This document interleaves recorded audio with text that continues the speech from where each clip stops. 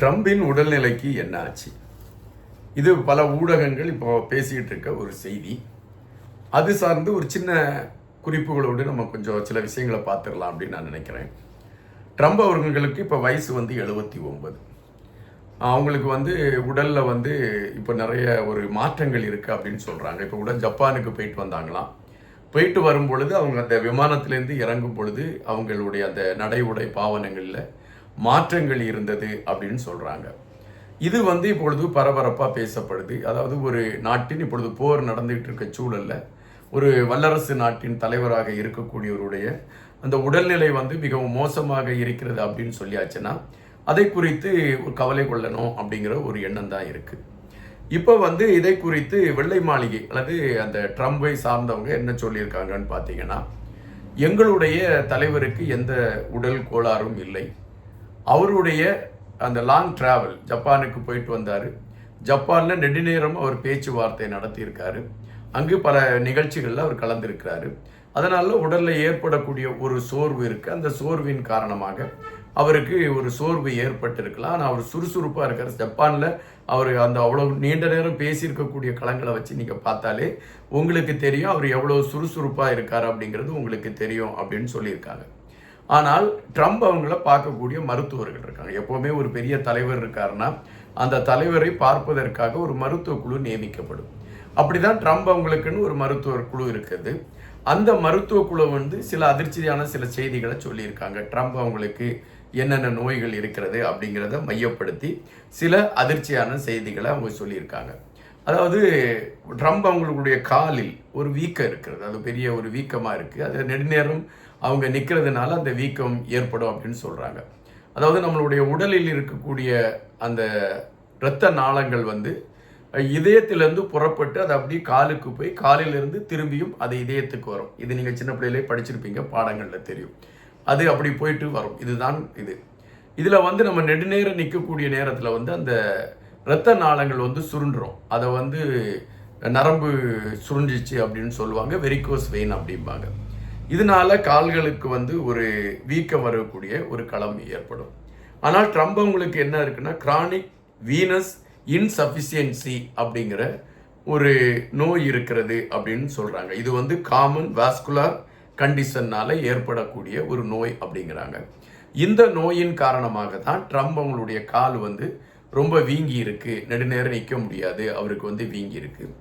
இந்த வீங்கி இருக்கக்கூடிய காலில் இருக்கக்கூடிய வெசல்ஸ் ஒரு கட்டத்துக்கு மேலே அது ஊசிங் அப்படிம்பாங்க. அதுலேருந்து இரத்த கசிவுகள் ஏற்படுவதற்கான ஒரு வாய்ப்பு இருக்குது அப்படின்னு சொல்லுவாங்க. அது ஒருவேளை ட்ரம்ப் அவர்களுக்கு ஏற்படுவதற்கான வாய்ப்புகள் இருக்கிறது.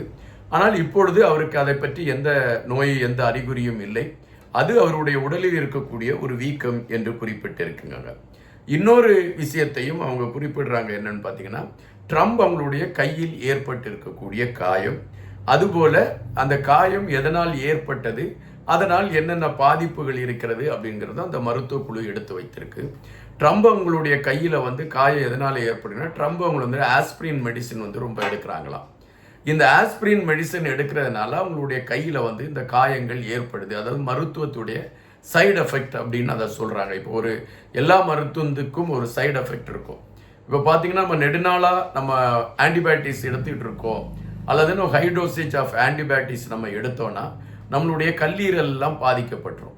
அதனால தான் எப்போவுமே ஆன்டிபயோட்டிக்ஸ் ஒரு குறிப்பிட்ட காலகட்டத்துக்குள் எடுக்க வேண்டும் அப்படிங்கிறத சொல்லி மருத்துவர்கள் அதை பரிந்துரைப்பாங்க. இவ்வளோ நாளைக்குள்ளே தான் நீங்கள் இந்த ஆன்டிபயோட்டிக்ஸ் எடுக்கணும். 5 நாள், 3 நாள், 7 நாள் அப்படின்னு சொல்லுவாங்க. ஒரு ஆளுக்கு ரொம்ப நோய் ரொம்ப வீரியமாக இருக்கும் பொழுது அது 15 நாள் போகும். அந்த டிபி போன்ற நோய்களுக்கு தான் 6 மாதம் ட்ரீட்மெண்ட் எடுப்பாங்க. இது பரவலாகவே நமக்கு தெரியும். அதுபோலத்தான் ட்ரம்ப் அவர்களுக்கு அந்த மருந்தினால் ஏற்பட்டு இருக்கக்கூடிய சைடு எஃபெக்ட் தான் இந்த கைகளில் அவருக்கு ஏற்பட்டு இருக்கக்கூடிய புண்ணு. அதுபோல் அவர் நிறைய பேருக்கு கை குலுக்குவதற்கு கையை கொடுக்குறாரு. அப்படி கொடுக்கும் பொழுது அவங்க கை சுத்தம் இல்லாமல் இருக்கும். வர்றவங்க பொதுமக்கள் தானே கை குலுக்குவாங்க. அவங்களுடைய கை சுத்தம் இல்லாமல் இருக்கும். அப்படி சுத்தம் இல்லாமல் இருக்கக்கூடியவங்க அந்த இன்ஃபெக்ஷன் ட்ரம்ப் அவங்களுடைய கையில் அது ஏற்பட்டுருது. அதனால அவருடைய கையில் பாதிப்பு ஏற்பட்டிருக்கு அப்படின்னு குறிப்பிடுறாங்க. அப்படின்னா மருத்துவத்துறையை பொறுத்த மட்டில் ட்ரம்ப் அவர்களுடைய உடலில் பல மாற்றங்கள் இருக்குது அப்படின்னு சொல்றாங்க.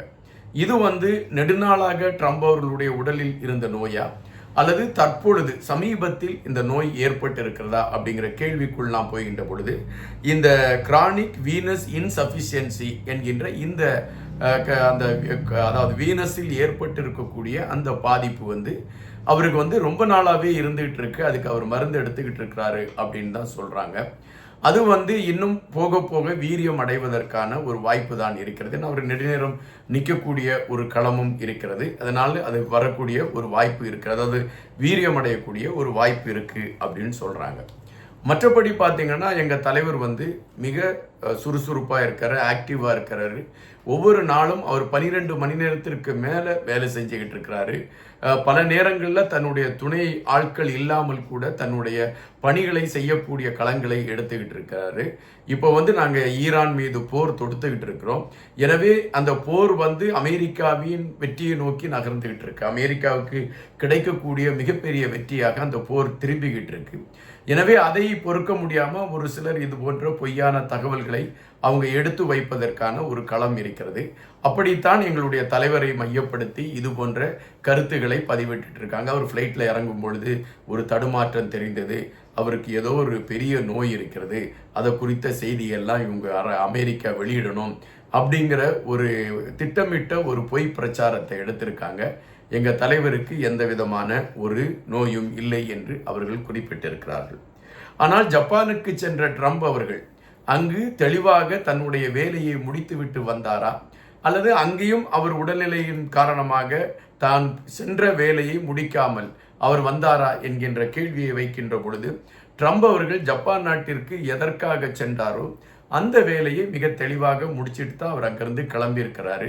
அங்கே அவர் எதையுமே அவர் தள்ளி வைக்கலை, எல்லாத்தையும் நல்லபடியாக முடித்து விட்டு தான் வந்திருக்கிறாரு அப்படிங்கிற செய்திகள் வந்துக்கிட்டே இருக்கிறது. அப்படின்னா ட்ரம்ப் அவர்கள் ஆக்டிவாக இருக்கிறாரு அப்படின்னு நினச்சிக்கலாம் அப்படிங்கிறத நம்ம பார்க்க முடியுது. ஆனால் ட்ரம்ப் அவர்களுக்கு வேறு பல இடைஞ்சல்கள் வந்துகிட்டு இருக்கு அப்படின்னு சொல்கிறாங்க. தற்பொழுது கூட கேனட் என்கின்ற ஒருவர் தன்னுடைய பதவியை ராஜினாமா செய்தார். அவர் ட்ரம்ப் அவர்களால் நியமிக்கப்பட்டவர். ட்ரம்ப் அவர்கள் ஈரான் மீது நடத்தி இருக்கக்கூடிய தாக்குதலில் எனக்கு உடன்பாடு இல்லை என்பதை மையப்படுத்தி அவர் ஒரு மிகப்பெரிய பதவியில் இருந்தவர். தன்னுடைய பதவியை அவர் ராஜினாமா செஞ்சிருக்கிறாரு. அதுபோல ட்ரம்ப் அவர்கள் பேசிய ஒருவர் இறந்து விட்டார், அவர் இறந்தது நல்லது என்று ட்ரம்ப் அவர்கள் பேசிய கருத்துகள் கூட இங்கு சர்ச்சையை கிளப்பி இருக்கிறது. தற்பொழுது உள்ள சூழலில் ட்ரம்ப் அவர்களுடைய உடல்நிலை மருத்துவர்கள் கூறுவது போல அது இயல்பான சில செயல்பாடுகளை கொண்டதா, இல்லை என்றால் ட்ரம்ப் அவர்கள் மிகப்பெரிய உடல்நல பாதிப்புக்குள் உள்ளாவதற்கான ஒரு அடையாளமாக சில விடயங்கள் இப்பொழுதே தென்பட ஆரம்பித்திருக்கிறதா? நம்ம காத்திருக்கணும். இது போன்ற செய்திகளை நாம் தெரிந்து கொள்வதற்கு காத்திருங்கள். நன்றியுடன் இன்பம்.